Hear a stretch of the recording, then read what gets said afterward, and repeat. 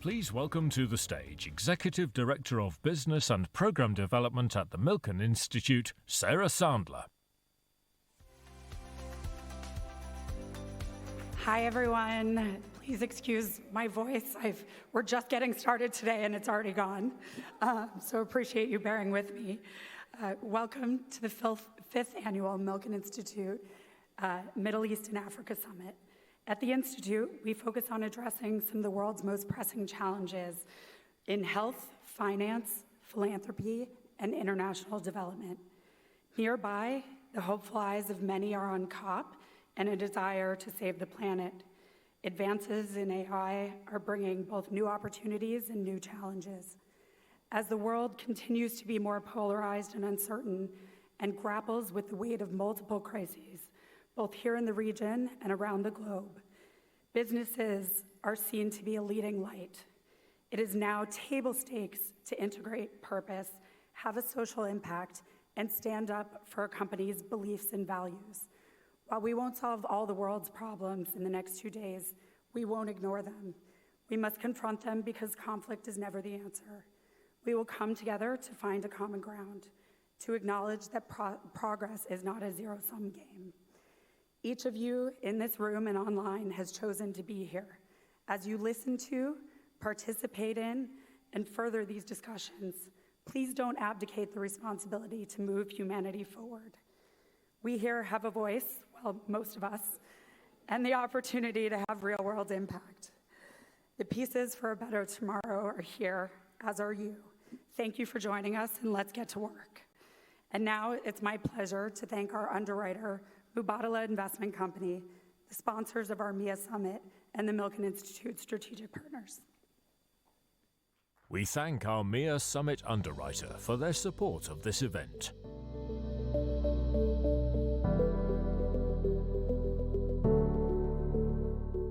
We gratefully acknowledge the participation of the following organizations whose generous support makes this summit possible.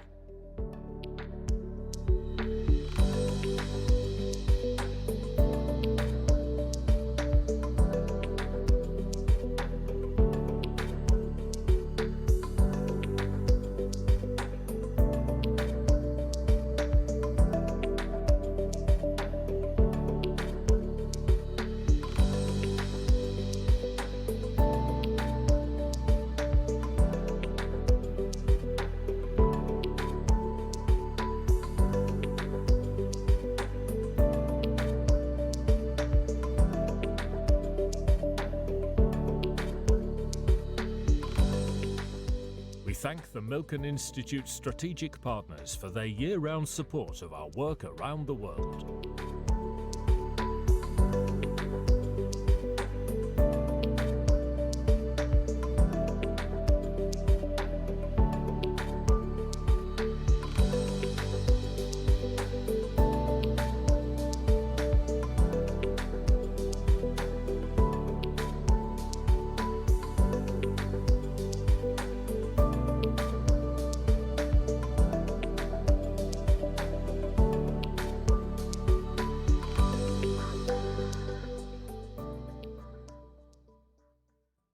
Please welcome to the stage His Excellency Mohamed Hassan Alsuwaidi, Minister of Investment for the United Arab Emirates, in conversation with CNN International anchor Becky Anderson.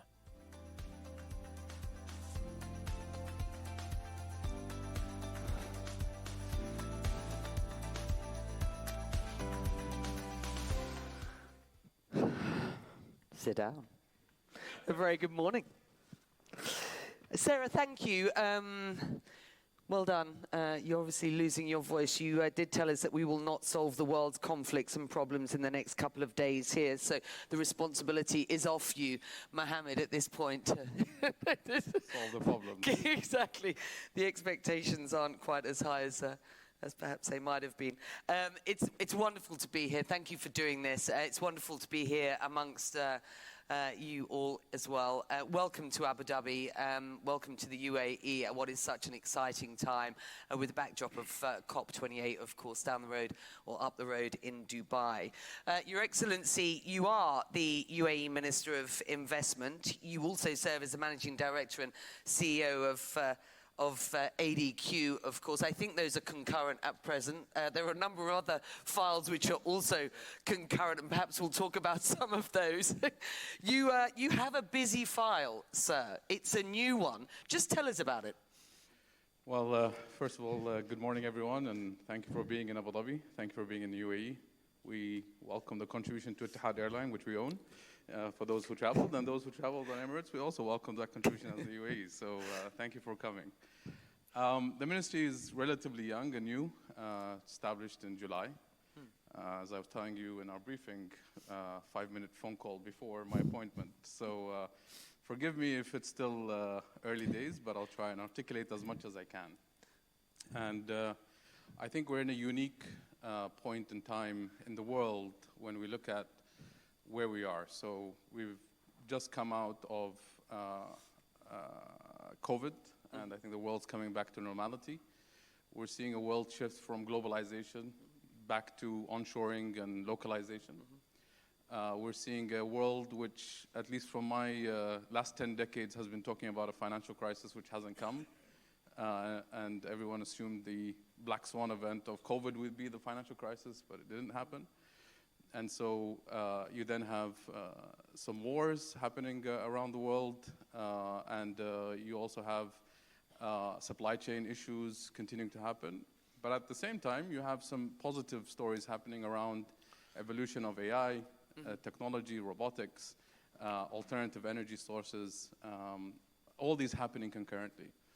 And so as you reflect, you say, well, there's an inflection point for the UAE to think about what the next era is going to look like. And I was going through data with the team, and the first sovereign fund of the UAE was created in 1976, which was Abu Dhabi Fund for Development.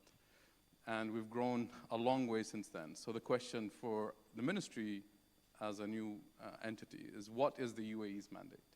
What will the UAE focus on as core sectors and strategies? And so we've been spending the last few months putting together a strategy for the UAE. As many of you know, the UAE is a group of 7 Emirates, and each of those Emirates has historically led its own strategy. So what is the UAE strategy as opposed to the local government strategies, and how can we bring them together into a single unified strategy? And that's really what we're going to focus on going forward. Well, let's talk about that then. Let's talk about what that strategy might look like around both the inward and outward facing investment. Let's talk about the inward facing investment first, if we can. You talked about a new world of onshoring, for example. We're living in a very difficult world, a different world as far as the sort of financial markets and capital flows are concerned. And I know that you see that as a great opportunity here. So, but can you just really score out where you see the opportunities for inward-facing investment here and why? Yeah. Again, if you look at the data for the UAE, there's a really strong, compelling opportunity to say, why would I house in the UAE? Why would I come to the UAE? GDP growth in the last decade was an average about 7%. Since millennia, it's been about 5%, so growing economy. Non-oil GDP is around 80%. Non-oil oil GDP is part of the GDP is about 80%. You're seeing an influx of capital into the IFC and ADGM. You're seeing growth in capital markets. You're seeing a very healthy economy grow. You've seen state-owned enterprises privatized. So you're seeing them like ADNOC privatizing its pipelines, going public on its gas. You've seen ADQ take some of its companies public, Moderator take companies public. Dubai equally with the toll gates, with DIWA. So you're seeing a lot of the government privatizing, and that's created a lot of opportunity for investors to invest in capital markets and in equities. The next question is, well, okay, what else can you invest in? And absolutely, one of the key factors I would say is the most compelling part is the infrastructure in the UAE is next to none, right? You have some of the best connectivity in the world. You have a concentration of probably something like 350 to 400 aircrafts flying all over the world. So getting in and out, some of the most active ports in the world. You have best-in-class energy supply, so whether it's you want green energy or you want conventional energy. I'm a chairman of an energy company, so I know a bit more on the numbers. In the winter, we are currently at a 50% renewable capacity. So today, in winter, we're 50%. In the summer, we're about 35, 40% of our energy is renewable. So getting reliable, clean energy is a reason why you would come here. I think ease of doing business, if you look at any of the metrics and statistics, global rankings, you see we're up there in the top 10, 20 always. And so a lot of positive things. The UAE has an aspiration to grow. I mean, I've seen this where we used to be a population of maybe 3, 5 million to suddenly becoming now a population of 10 plus million. And so that's going to continue to grow. We're going to see perhaps a doubling of that in the next decade of population. And I think the big part of where that's going to come from is more investments in financial services and financial institutions and attracting those, family offices and so forth, asset managers. And you're going to see a lot happening in industries. And you've seen the Ministry of Industry come out. Dr. Sultan has been very vocal about some of the industries that the ministry wants to push, whether it's around downstream oil and gas, whether it's around the petrochemical, whether it's in plastics and recycling, whether it's getting into materials for export. So there's going to be, in my view, a lot of opportunities, and we're going to try and make this opportunity as attractive to any investor possible. Let's talk about two areas that will, I'm sure, be on the minds of those who are perhaps new to the UAE, new to Abu Dhabi, and thinking about what the opportunities here are through both the inward and outward-facing opportunities. We oftentimes talk about a Middle East conflict. I think that can be something that kind of tars the region unnecessarily, but we do have a current conflict with Israel and Hamas. So how concerned are you about any sort of escalation around the region, which would very specifically have an impact wider than just where that conflict is? And secondly, you face competition very specifically from the Kingdom of Saudi Arabia, who, for example, very recently just suggested there would be tax exemptions for any company that moved its regional headquarters to the kingdom to the tune of some 30%. So I think those two are worth taking on. Sure. They're worth taking on. But I would also argue that the UAE has survived throughout by focusing inward on what is important for the economy itself. And so if I want to go through history and say what's happened and have we grown in those times with all the conflicts or the economic competition, etc., we've always continued to grow. And so I wouldn't fixate on whether there's a war in Egypt and a civil unrest at the time, or in Syria, or conflicts around the region, has never stopped us from attracting talent, from attracting people to come and set up shop. Has never attracted or deterred people from looking at the quality of security and life that we can offer in the UAE. We've also seen competition from many states, but my view is when you look at competition, it's a competition for you. And so you need to make a decision as an investor, what works for your business. We as the UAE have, in many instances, invested our capital in a specific market. Why? That's the right structure, it's the right environment for us to make that investment. And so we don't see a competition of a choice between, you need to be here or there. It's your business choice that makes that choice at the end of the day. What works for your business? What environment, what talent do you have, what do you want to deliver? You'll make that choice based on your needs, as opposed to what we can offer or not. And so that's my answer to that, is I think we're going to continue to grow irrespective of what happens around us in the region. Can you talk a little bit about the outward-facing investment at this point? Absolutely. Again, what the Ministry of Investment is not going to be a regulator or a policy maker in that way. So we're not about what comes in and you're not allowed to do this or that, or what goes out you're not allowed to. That's not what we're going to be. It's not going to be a regulator. What we are going to be is an advocator for our companies who today have thrived in our market, in a way have dominated their presence. And the question is, how can they grow? And so we want to help those companies take an international position. And so we're not going to be involved in asset management allocation. So when ADIA, Moderator, or Dubai Sovereign Funds or others say, I want to put into private equity, or we're not going to be influencing that or deciding on that.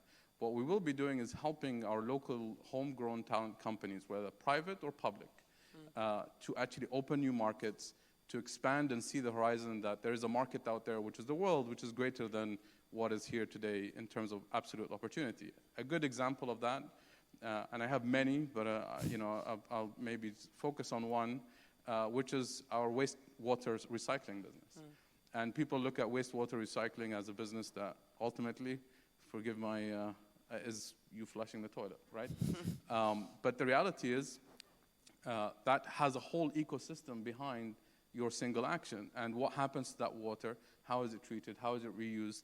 How can you capture value out of that water, which is a dire situation.